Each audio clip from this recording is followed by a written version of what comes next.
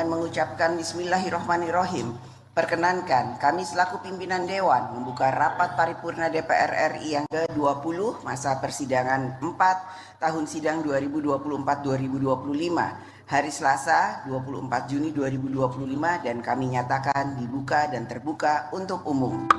Komisi 2 DPR RI mendukung penguatan kewenangan Kementerian Dalam Negeri dalam melakukan program pembinaan dan pengawasan terhadap badan usaha milik daerah atau BUMD hingga tingkat manajerial untuk mengurangi beban anggaran daerah akibat banyaknya BUMD yang merugi. Ada dua menurut saya yang perlu kita cari lagi, Pak, untuk melengkapi pemahaman kita mengenai BUMD, Pak. Satu, sebenarnya modal yang sudah disetor, Pak. Mungkin itu perlu karena dari modal yang di-store ini kita kan bisa mengetahui return of equity dari masing-masing BUMD tersebut, Pak, sehingga yang secara akumulatif kita juga bisa mendapatkan gambaran, Pak. Itu sih. Yang kedua, perlu juga Pak Menteri saya kira mengenai utangnya, Pak. Utang mengenai BUMD ini, Pak. Termasuk juga piutang BUMD. Nah, mohon bisa itu juga agar kita memang benar-benar mendapatkan gambaran. Jadi tadi modal dan utang.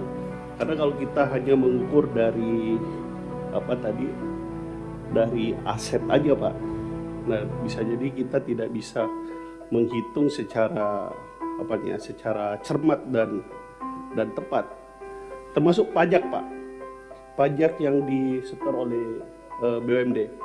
Kira-kira tadi kan kita baru mendapatkan gambaran mengenai dividen yang disetorkan BUMD kepada Pemda, tapi kita belum mengetahui terkait dengan pajak yang disetor ke negara. Mohon itu bisa dilengkapi, Pak, supaya kita bisa benar-benar membuat satu treatment, Pak, treatment penyelamatan BUMD. Saya mengapresiasi sih, Pak, apa yang dilakukan oleh pimpinan Komisi 2 hari ini, termasuk kehadiran Bapak Ibu dari Lampung gitu, terkait dengan usaha kita tadi agar dilakukan misalnya tadi pengukuran ulang, Pak Dedek, itu ya sesuatu yang harus kita apresiasi, Pak. Apalagi kalau kita kaitkan dengan pidatonya Ketua Umum beliau nih, Pak. Presiden katanya tidak percaya lagi terhadap trickle down effect itu, Pak.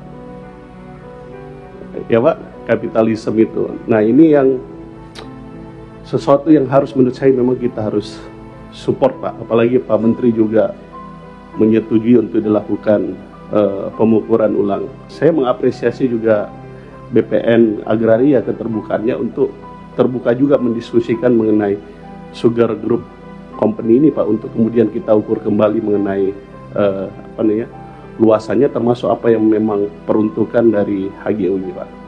Pimpinan, kalau ada di situ kita minta melakukan penertiban, tindakannya adalah termasuk pengukuran. Menurut saya sebelum dilakukan pengukuran, dilakukan identifikasi dan inventarisasi dulu dan pengukuran ulang. Jadi saya minta ditambahkan dilakukan identifikasi, inventarisasi dan atau pengukuran ulang. Itu ditambah lagi, lebih bagus lagi. 3 anggota KPU Kota Palopo ini, meskipun Paloponya telah selesai dilaksanakan, tapi ini kita bicara ke depan, putusan 287 dan seterusnya tidak profesional melakukan verifikasi syarat calon wali kota yang diragukan karena keaslian ijazahnya. Bukannya orang memutus itu harus beyond reasonable doubt, harus memang benar-benar meyakinkan. Dan yang namanya dokumen itu, Pak, syarat calon memenuhi syarat, tidak memenuhi syarat, verifikasi terverifikasi, palsu atau tidak palsu.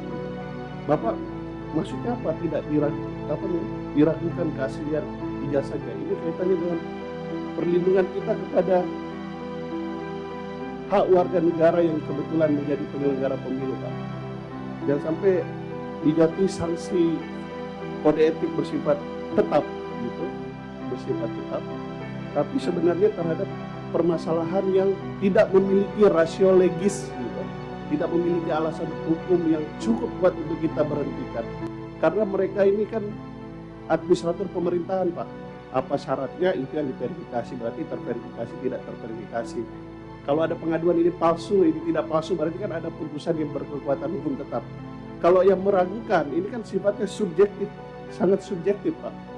Sebagai ujung tombak penyelenggaraan pemerintah, Komisi 2 DPR RI menilai perangkat desa perlu mendapat pembinaan maupun pendidikan agar dapat membantu pemerintah pusat meningkatkan kesejahteraan masyarakat dengan memanfaatkan potensi desa. Kita tahu di pemerintahan desa kita sekarang, Pak, itu ada banyak hal yang program nasional yang tumpuannya dan bebannya diletakkan kepada pemerintahan desa. Nah, oleh karena itu Pak Menteri Dalam Negeri, kami juga mengusulkan, Pak, punya harapan, aspirasi, dengan semakin bertambahnya beban terhadap pemerintahan desa itu, kemampuan desa ini atau aparatur SDM di desa tersebut, melalui apakah itu kepala desanya, perangkat desanya, itu juga dikuatkan, Pak.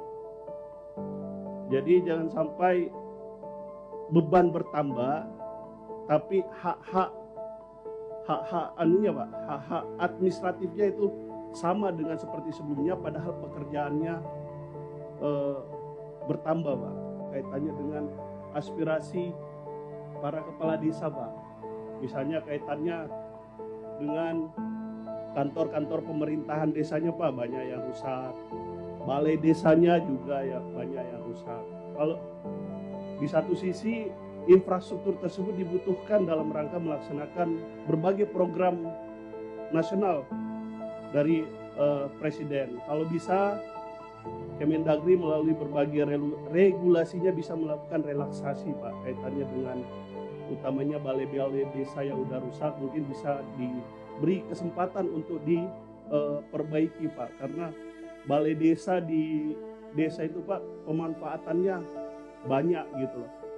Jadi mohon bisa direlaksasi pengaturannya dalam rangka untuk menunjang pelaksanaan program prioritas nasional yang ada dalam angka 6 tersebut. Selaku pimpinan rapat, kami menyampaikan ucapkan terima kasih kepada yang terhormat para anggota Dewan dan hadirin sekalian atas partisipasi dan ketekunannya dalam mengikuti rapat paripurna Dewan hari ini. Dengan seizin sidang, maka perkenankan kami menutup rapat paripurna dengan ucapan Alhamdulillahirobbilalamin. Wassalamualaikum warahmatullahi wabarakatuh. Om Santi Santi Om.